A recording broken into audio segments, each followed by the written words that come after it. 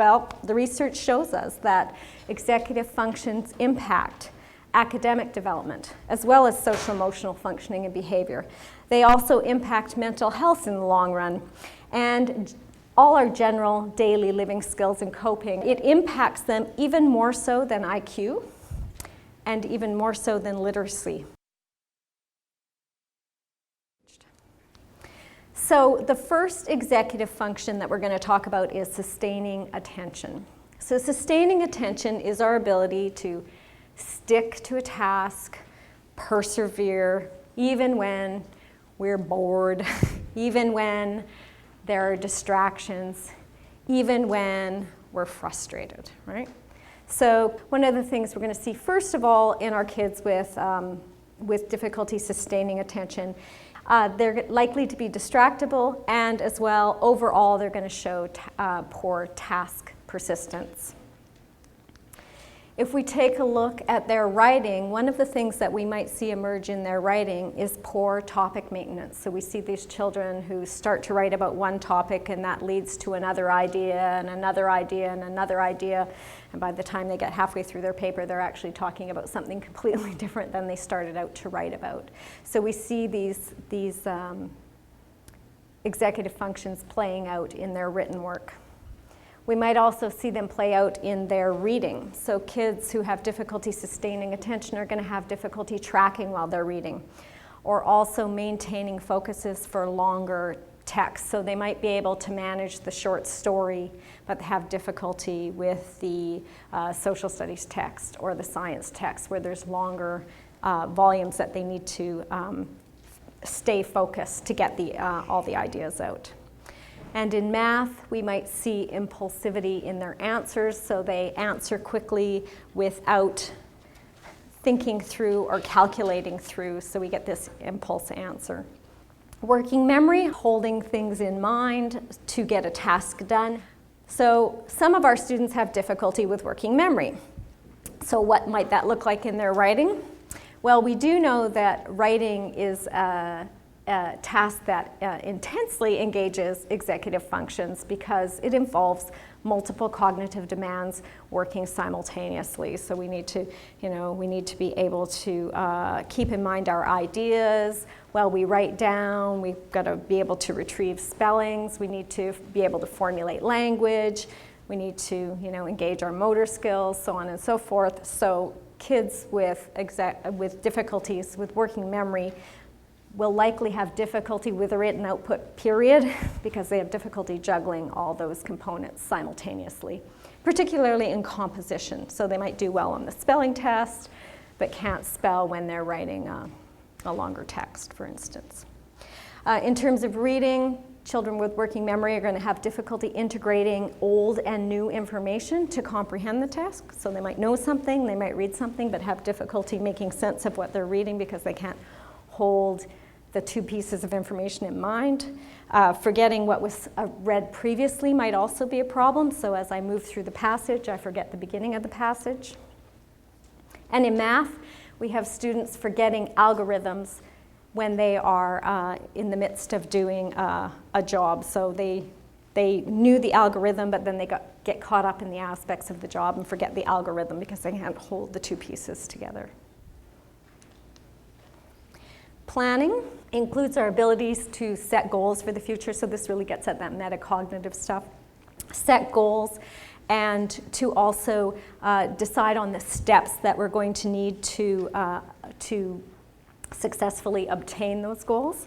So, and also the way that we approach a task and what we hope to get out of the task is impacted by our planning.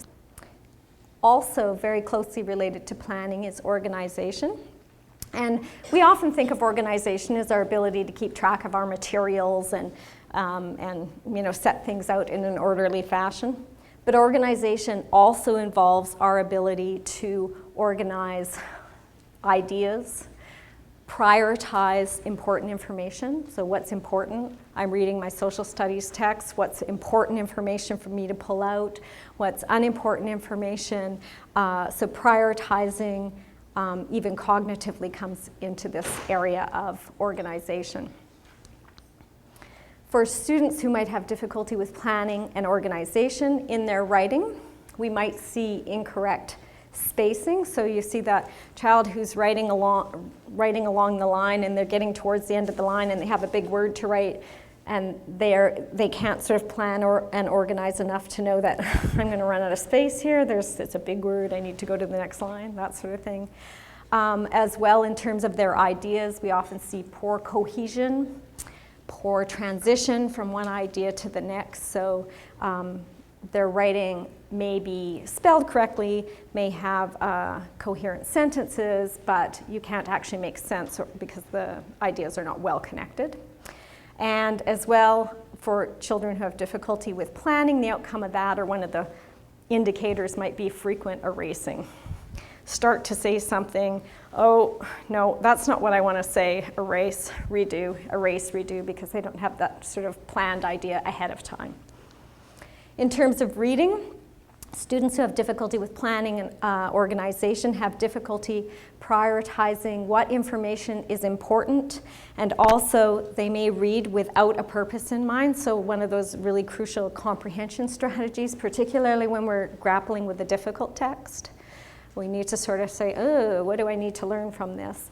Our students with this planning organization difficulty don't enter into a reading with that plan in mind, so they get to the end of the passage and nothing stood out to them.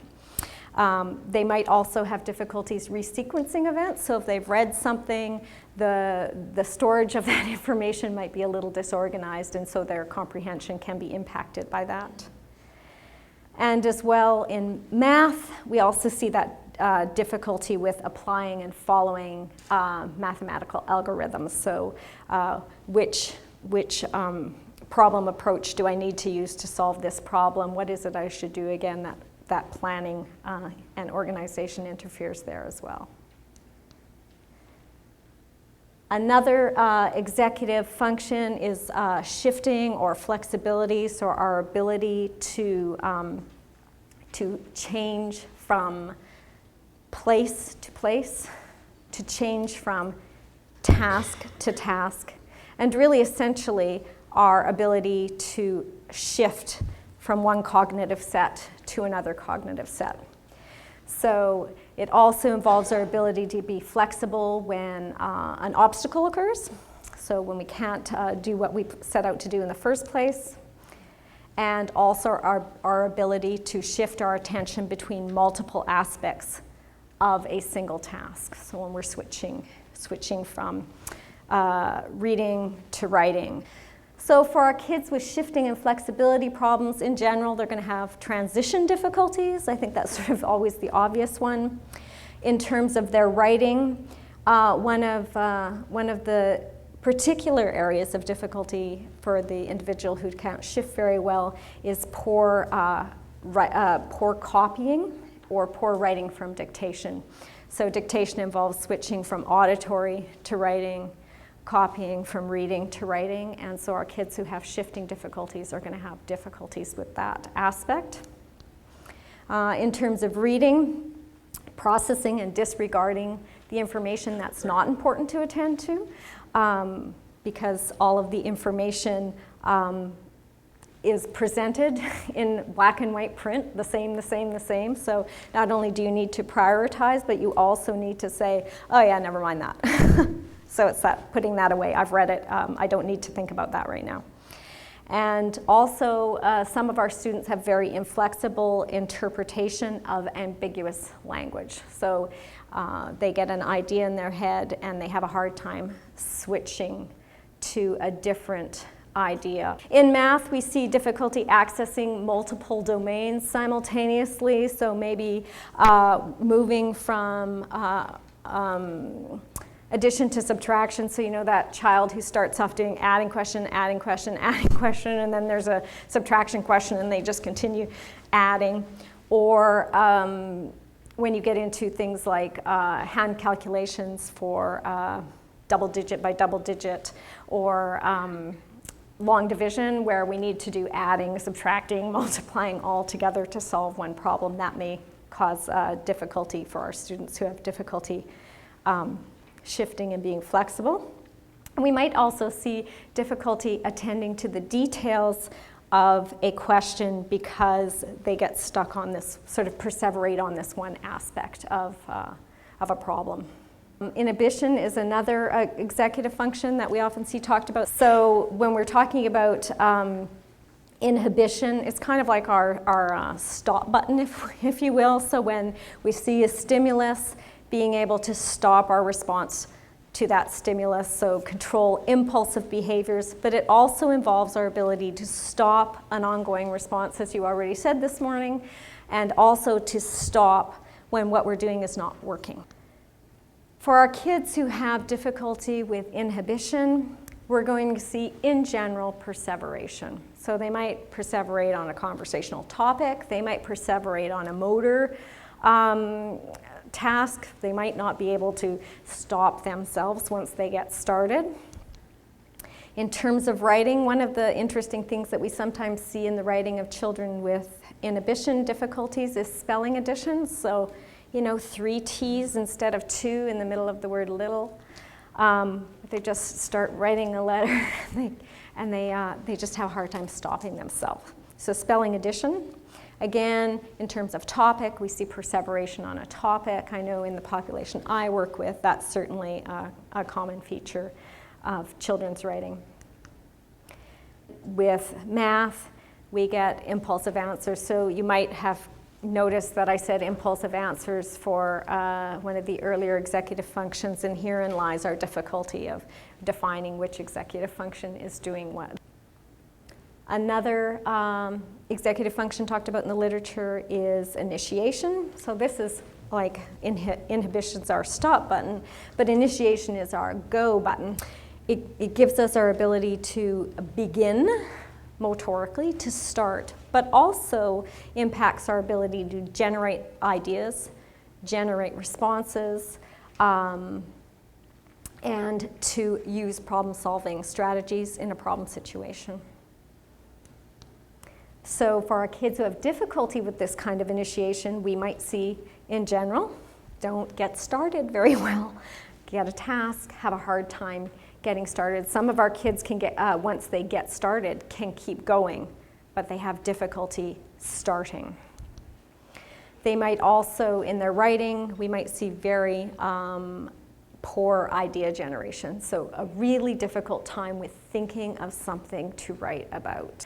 So our emotional regulation, again, is that ability to, well, let's put a brake on our emotions so that we run our behavior rather than our emotions running our behavior. So I might feel angry at someone but not scream at them because I have good emotional regulation. Or I might feel frustrated, but I'll continue to persevere with the task because I can put a brake on my emotion or control my emotion so that it's not running the show.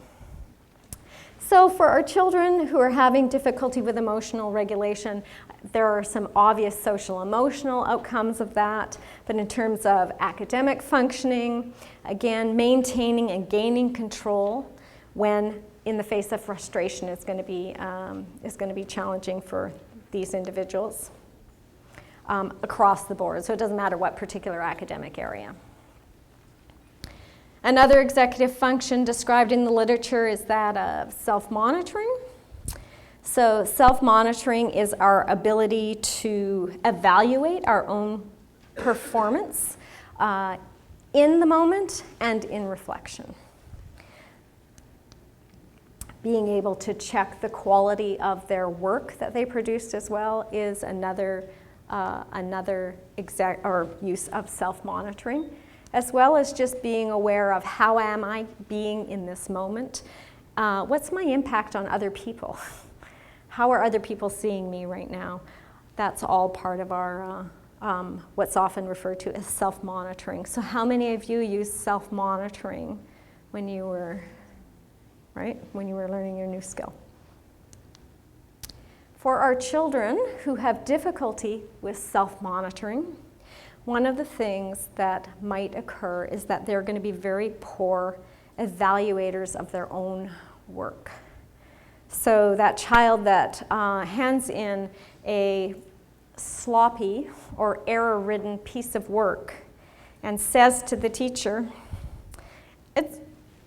it's good, might actually believe that it's good. They might not be able to see where it doesn't match up to the teacher's expectations. Also, self-monitoring in terms of writing tasks or long-term projects even will impact the time management aspect. So how long am I going to take to do this? And in terms of reading, monitoring their own understanding of the text. So you know how when you're tired and you read a text and you get to the bottom of the paragraph and you're like, "Ooh, I totally did not process that," right?